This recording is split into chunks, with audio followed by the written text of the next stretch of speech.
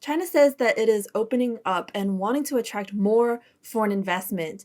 What have they done or are doing to give companies that confidence to do business in China? Let me start by the very good news.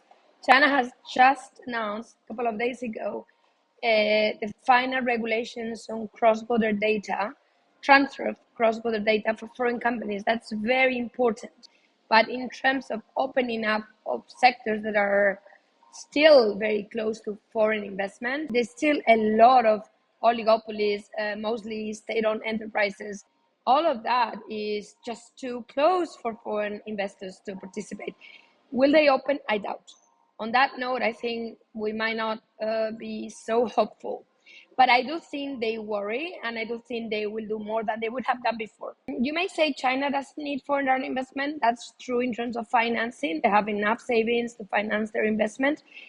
But foreign direct investment is more than that. It's about new ideas. It's about tech transfer. It's about transfer of management skills as well. It's about modernization.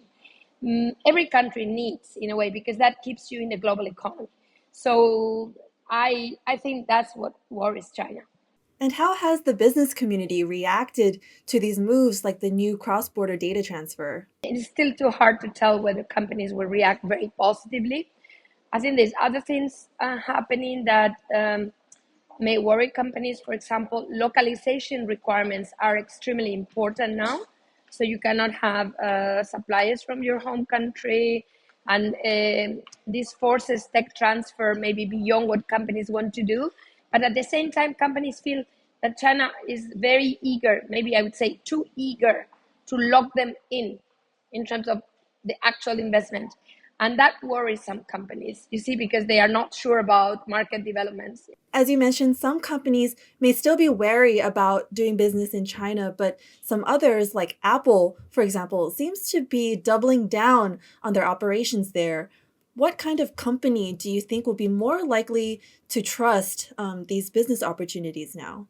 Now everybody's aware that Apple in somehow is locked in China. China has actually helped make this well known that they're too dependent on China. So, this is the kind of thing where you lock companies in and they keep coming until they feel that the dependence hurts them. So Apple's dependence on China is starting to hurt Apple. And the question is, will that boomerang? I mean, that's the question for China.